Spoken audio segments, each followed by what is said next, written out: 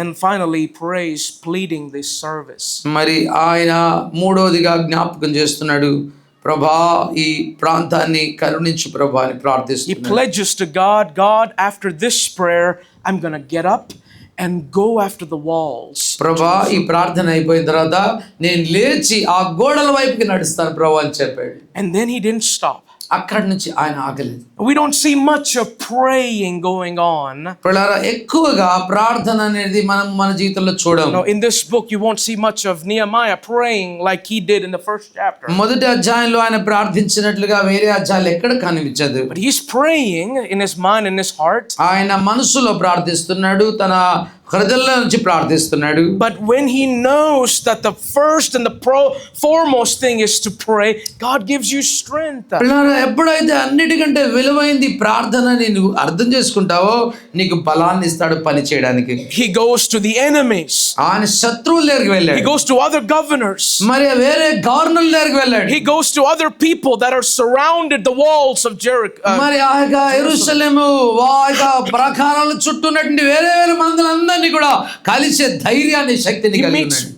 Three of his greatest enemies of his day. ఆయన కాలంలో ఉన్న ముగ్గురు శత్రువులు, చాలా పెద్ద శత్రువులను ఆయన కలిశాడు. You see Sanballat, one of them. సంబలట ఒక ఆయన అంటున్నాడు. Tobias is another one. Tobiah అనే వ్యక్తి ఇంకొక ఆయన And then అంటున్నాడు. another man by the name of Geshem. మరి కిషుమ్ అనేట ఆయన ఇంకొక ఆయన ఉంటున్నాడు. These three monsters wanted to kill this man. మరి యవనస్తుడైనటువంటి నెహెమ్యాను చంపాలని ఆశపడుతున్న దుర్మార్గుల దగ్గరికి వెళ్ళి మాట్లాడాడు. They want him to bring down his life, his testimony, and drag him on the street. మరి ఆయన్ని చంపేయాలి, ఆయన్ని ఈడ్చి పారేయాలి అని ఆశపడ్డారు ఆనాటి మరి శత్రువులు, నెహెమ్యా They శత్రువులు. wanted him to throw him out of his position. మరి ఆయన స్థితిగతుల్లో నుంచి ఆయన్ని విరగొట్టాలని They ఆశపడ్డారు. wanted to hold his collar and drag him down the street. మరి ఆయన కాళ్ళని పట్టుకొని ఈడ్చుకుంటూ వెళ్ళిపోవాలని They ఆశపడ్డారు. want to throw dust on his face. ఆయన ముఖం మీదకి దుమ్ము వేయాలని ఆశపడ్డారు. But yet he stood because he's a man of prayer. అయినప్పటికీ ఆయన లేచి నిలిచి ఉండగలిగాడు, ఎందుకంటే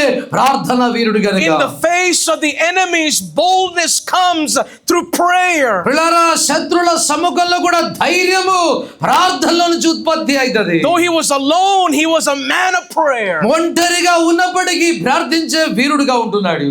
How? Through confession. పిల్లరా, ఒప్పుకోలు ద్వారా He pledges God, God, I want to serve you. ప్రభా నేను నీ సేవ చేస్తా. Look in the 10th and 11th verse. 11వ వచనాన్ని గమనిద్దాం.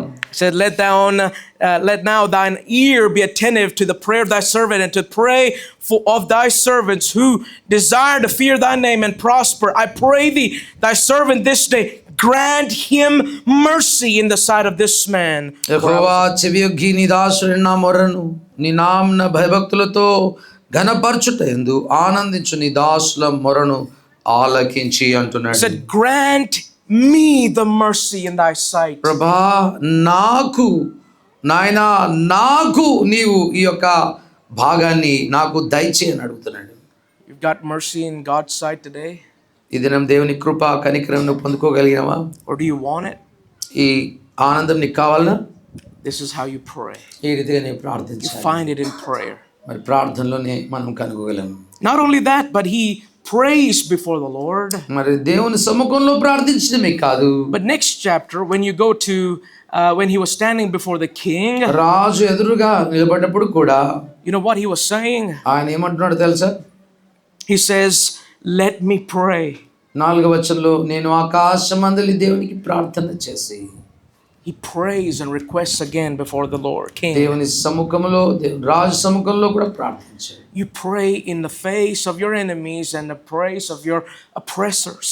మరి నిన్ను ఒత్తిడి చేసే వారి మీద, నీ శత్రుల సముఖంలో నీవు నిరంతరం ప్రార్థించాలి. I like this quote given by William Lee. William Lee అనే ఒక ఆయన పలికిన ఒక మాట చెబుతున్నాను. Let me read this very slowly for you. నేను మీ కొరకు నిదానంగా చదువుతున్నాను. It is not the arithmetics of our prayers, how many they are. నేను ప్రార్థన చేసే ఈ ప్రార్థన మాటలు విలువైనవి కావు. It is not the rhetoric of our prayers, how eloquent they are. ఎంత అనుభవం కలిగి నువ్వు ప్రార్థిస్తావు అన్నది కాదు. It's not the geometry of our prayers, how long they be. ఎంత విస్తృతంగా విశాలంగా పెద్ద ప్రార్థనలు కావు. It is not the music of our prayers, how sweet our voice may be. ఎంత మధురముగా ప్రార్థించాడు అన్నది కాదు. Nor the logic of our prayers, how argumentative they may be. ప్రార్థనలో ఎంత జ్ఞాన సంపన్నంగా మనం ప్రార్థిస్తున్నామని Nor the method of our prayers, how orderly they may be. ఎంతో క్రమమైన పద్ధతిలో నువ్వు ప్రార్థించినా అవి కూడా పనికిరావు. That's not what God cares. దేవుడు ఇవన్నీ చూడడు. But oh, the fervency of the Spirit that is availeth. మరి ప్రార్థనలో దేవుని ఆత్మతో ఏకీభవించి అంగలార్చే ప్రార్థన దేవునికి విలువైంది. God doesn't look for a passive prayer. మరి పిల్లరా ఏదో ప్రార్థించాం అలా ప్రార్థించిన అనుభవాలు ఇష్టపడాడు. God is looking for desperate prayer. దేవుడు మరి ఎంతో భారముతో కూడిన ప్రార్థనలను ఆయన చూస్తూ ఉన్నాడు. If you don't have a desperate prayer this morning, ఉదయకాల సమయంలో భారవంతమైన ప్రార్థన ఉందా? if you don't have it, that means you have no work to do. పిల్లరా అలా లేకపోయినట్లయితే నీకు ఎలాంటి పని దేవుడు ఇవ్వలేడు.